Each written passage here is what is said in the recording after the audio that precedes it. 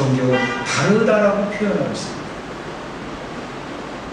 성도들의 죽음, 불신자들의 죽음 달라라고 성경은 이야기하고 있다는 것입니다. 그 성도들이 죽었는데 그 성도들을 잠자는 자다라고 이렇게 표현하고 있습니다. 요한복음 11장 11절에 보게 되면 예수님께서 이야기하시기를 자 나사로가 잠들었도다 우리가 깨우러 가자라고 이야기합니다. 도마는 알지 못하고 아니 잠들었으면 좀 더 깨어나겠죠 뭐 그랬더니 예수님이 아니 나사로는 죽은 거야 라고 이야기합니다. 나사로가 분명히 죽었는데 예수님은 잠들었도다 라고 설명을 하고 계십니다. 사도 바울은 데살로니가전서 4장 13절에 그 성도들의 죽음에 대해서 이렇게 표현합니다. 자는 자들에 관하여 알지 못함을 자는 자들, 그 성도들의 죽음에 대해서 데살로니가 성도들은 굉장히 당황스러워했습니다. 예수님이 제일 곧 올 줄 알고 예수님 오심을 기다리고 있었던 성도들인데 기다리다가 자꾸 죽어가는 거예요. 아니 바울 선생님 예수님이 제일 하신다면서요. 근데 저 죽은 사람들은 어떡합니까? 우리 형제 자녀, 우리 남편, 우리 아내, 내 자녀들은 어떡합니까? 자는 자들에 대해서 내가 잘 알기를 원한다라고 설명을 합니다. 성도들은 죽었어도 생명의 부활로 요한복음 5장 29절에 있는 것처럼 생명의 부활로 다시 일어날 것을 하나님은 예수님은 선포하시면서 성도들은 자는 자들이다 이렇게 표현을 하고 계시는 것입니다. 어떻게 이러한 하나님의 역사가 있을까요? 우리가 늘 설교 말씀을 통해서 여러 번 설교했던 내용 그대로입니다. 다시 말하면 예수님께서 우리 인생의 죄값을 다 치우시고 죄값을 갚아주셨다는 거예요. 다른 표현으로 다 이뤘다 그랬죠. 테텔레스타이라고 경제적인 용어를 사용했다고 그러셨죠. 채무자가 채권자에게 빚을 냈던 것을 다 갚고 선언하는 것이 테텔레스타이 나는 더 이상 갚을 것이 없어 라고 선언하는 것이라고 그랬죠. 예수님 십자가에서 죽으시면서 우리 인류의 모든 죄를 사탄이 요구하고 마귀가 요구하고 죄값을 내라고 요구하는 그들에게 예수님은 내가 다 갚았잖아 더 이상 나의 자녀들에게 죄값을 요구하지 마라 라고 막아주셨던 것입니다. 우리는 그것을 믿는 것입니다. 우리 믿음으로 하나님 예수님이 행해 놓으신 그 하나님의 역사를 믿음으로 받아들여서 내가 받아야 될 죄에 대한 처벌 죽음에 대한 문제를 해결받았다고 하는 것을 이야기하는 것입니다. 내가 잘해서 죽음에 면제되는 게 아니고 예수님이 십자가에서 내 죄의 값을 치르셨기 때문에 그걸 내가 믿음으로 죄에 대해 더 이상 처벌받지 않아도 되는 면책의 특권을 누리게 되었다는 것은 바로 이것이 예수 그리스도의 은혜입니다. 하나님의 은혜입니다. 믿으시기를 축복합니다. 받아들이시기를 축복합니다. 바로 이것이 신앙의 핵심인 것입니다. 그래서 예수 믿는 사람은 죽음에 대한 문제를 해결받은 사람이 되는 것입니다.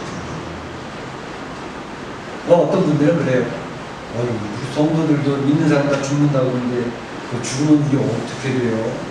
그래서 죽은 이후에 대한 내용이 성경을 통해서 잘 정리가 안 되신 분들은 굉장히 혼돈하는 가운데 있어요. 다시 말하면 내가 지금 죽으면 오늘 죽으면 제가 지옥에 가나요? 천국에 가나요? 아니면 이것도 그것도 아니면 내가 부활할 때까지 귀신처럼 인생 떠돌다가 부활할 때 영혼이 분리된다고 그랬으니까 육체는 흙에 묻히든지 또는 화장이 되어서 뿌려졌든지 하지만 내 몸에서 분리된 내 영혼은 귀신처럼 인생 돌아다니다가 예수님이 다시 내 육체를 부활할 때까지 어떻게 있는 겁니까? 성도들이 그것도 정확하게 잘 알고 계실 필요가 있습니다. 물론 캐릭 같은 데서는 연옥소를 주장을 합니다.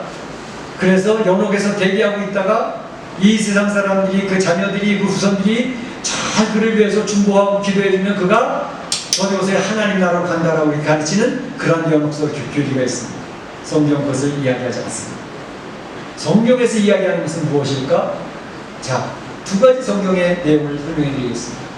예수님이 십자가에 못 박혀 돌아가실 때 양쪽에 강도들이 있었습니다. 십자가에 처형받아 죽어야 될 만한 중범죄를 저지른 사람들입니다. 이 세상 살아갈 때 착한 일이라든 구제하는 일이라든 선하게 산 것이 거의 없는 그러한 강도들이 예수님과 동일하게 죽음을 당하고 있습니다. 한편 강도가 이야기합니다. 주님, 주님의 나라에 임하실 때 저를 기억하여 주옵소서. 예수님의 선언이 무엇이었죠? 오늘 네가 나와 함께 낙원에 있으리라. 할렐루야. 할렐루야. 강도도 죽고 예수님도 죽습니다. 그런데 바로 그 순간, 죽음에 임한 그 순간에 예수님은 앞으로 10년, 20년, 아니 1000년 이후에 있다가 너 낙원에 오게 될 거야. 나와 함께 그렇게 이야기하지 않았어요. 오늘 지금 이 시간 나와 함께 낙원에 있으리라. 할렐루야. 바로 우리가 숨을 멈추는 그 순간 우리 성도들은 우리 육체와 영혼이 분리되어져 가지고 이 세상을 귀신처럼 떠돌다가 주님 부활할 때 기다리는 대기 상태가 아닙니다. 바로 주님이 계시는 낙원, 그 낙원에 있게 되는 것입니다. 낙원에 있다가 우리가 예수님이 말씀하신 대로 예수님이 재림할 때 우리 몸이 부활되어진 그때 부활되어진 육체를 입고 주님과 함께 있던 낙원에서 영생을 누리는 하나님의 나라로 바로 오게 가는 것입니다. 이것이 바르게 정립이 되어져 있지 않으면 죽는 순간 얼마나 무섭겠어요. 귀신이 돼서 떠돌아다니면 어떡하겠어요. 바로 거지 나사로가 부잣집 앞에서 죽었습니다. 바로 뭐라 그랬습니까? 천사들이 받들어서 아브라함 품에 들이시고. 우리 죽으면요 무서운 암흑의 시간, 그 큰 세상 굴 속에 갇혀있는 그러한 곳에 가는 게 절대 아닙니다.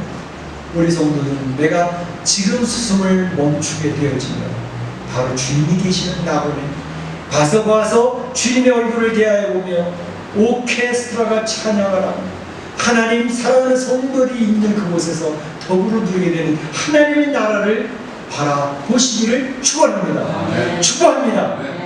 그렇기 때문에 성도들의 죽음은 결코 두려운 것이 아닙니다. 오히려 성도들은 죽음이 기대되어지는 것입니다. 왜 기대가 될까요? 성도들은 사실 이 세상 살면서 갈등이 많은 사람들이 성도입니다. 어떤 갈등? 일단 예수님을 영접해서 세례도 받고 하나님의 자녀로 살아가는데 세상 살아가는 내 모습을 보니 너무 형편없어요. 주님에 와서 예배를 드린다는 것 뿐이지 살아가는 모습은 안 믿는 불신자들과 거의 별반 차이가 없어 보여요. 그 안에 하나님의 법을 따르고자 하는 내 하나님의 영이 있고 내 육신의 소욕대로 살려고 하는 그 갈등이 내 안에서 계속되는 거예요. 그래서 어떤 면에서 성도들 죄책감이 훨씬 더 강합니다. 신앙적으로 예민해지면 예민해질수록 죄에 대한 인식이, 죄에 대한 민감함이 더 강해지는 것입니다. 그게 갈등이 있어요. 또 한 가지는 이 세상을 살아보는데 하나님이 말씀하셨던 유토피아가 이 세상에 안 이루어져요. 이 세상에 살아가는 사람들, 권세를 가진 사람이나 조그만 주권이 많은 권세도 있어도 그걸 가지고 얼마나 이기적으로 살아, 부정부패, 자기만을 위해서, 나만을 위해서 살아가는 그러한 모습으로 왜? 죄성으로 가지고 태어났은 세상 살아가는 공동체 모든 사람들이 모이면은 겉으로는 교육을 받고 절제를 하면서 서로를 배려하고 서로 돕는같이 보이지만 기본적으로 잔인성이 있습니다. 기본적으로 이기심이 있습니다.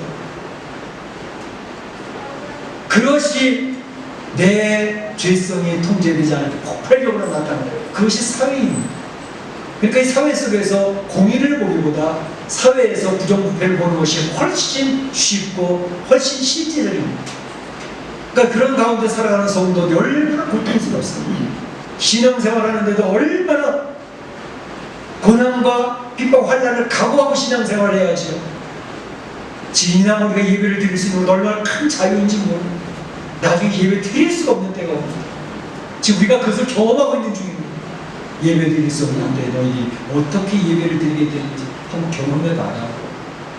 지금 맛을 보게 하시는 중이라니까. 마지막 때에는 이 정도도 안 됩니다. 교회 와서 예배를 드려요? 생명을 내걸고 나와요. 죽을래? 예배 드릴래?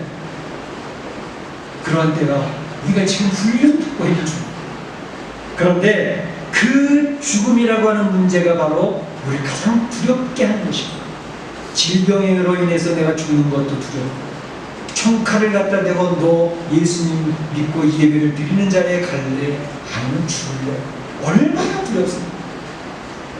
그 죽음에 대해서 난 죽으러 갈래! 그럴 만한 사람이 거의 없다니까요. 예수님은 두려웠다고 그랬지 않습니까? 그런데 하나님 힘을 주시고 기도를 통해 능력을 더리고 평소에 계속 자기를 다짐하면서 훈련이 되어져야 겨우 흉내를 내볼까 말까 합니다. 지금 우리는 그 훈련을 받고 있습니다. 특별히 가장 중요한 것은 내 의식입니다. 죽음에 대한 나의 정리. 내가 죽음을 무서워하고 두려워하고 공부 가운데 빠지느냐, 아니면 그 죽음을 그리워하고 기대하고 있는 내 안에 있는 갈등이 끝나는 게 내 죽음이십니다. 이 세를 부정부패를 이겨나갈 수 있고 하나님의 공의를 바라보는 그때가 내가 죽는 순간, 아니면 죽음이 재림하는 순간, 우리 성도들에게는 이 죽음에 나보다 소망인 것입니다. 왜 믿은 사람 소망을 누리냐? 소망은 바로 이 세상의 모든 삶, 내 육신의 허물을 벗어버리고 완전한 죄가 더 이상 튼튼히 못한 하나님의 나라에서 오케스트라와 함께 찬양과 경배를 드리면서 공의가 이루어진 모든 성도가 서로 미소 짓고 웃고 있고 서로 배려하고 있고 진실된 사람을 나누는 하나님 나라를 가게 된다는 것이 얼마나 큰 소망입니까? 우리 기대 아닙니까? 그럴 때 성도는 죽음을 소망으로 기다리는 사람이고 그리워하는 사람이 되어져야 한다는 것입니다. 죽음을 그리워하는 사람은 더 이상 죽음이 우리를 막아낼 수가 없습니다. 우리 사람 성도들이 이 죽음에 대해서 더 이상 공포나 두려움을 느끼기보다는 하나님 앞에 기도하고 자꾸 내 마음을 다짐하면서 기대감을 갖고 그리움을 가지면서 소망을 이겨내실 수 있기를 축복합니다. 코로나19 이 공포 속에서 죽음의 두려움 우리를 억누르고 있는 가운데 있습니다. 소망 가운데 담대함을 가지시고 승리하실 수 있기를 주님의 이름으로 축원합니다. 축복합니다. 다시 기도하겠습니다. 정말 나는 죽음에 대한 문제가 정리가 되어져 있는 사람인가? 신앙인으로서 죽음을 어떻게 지금 맞이할 준비하고 있는가? 기도하시는 성도들이 되시기를 바랍니다. 기도하겠습니다.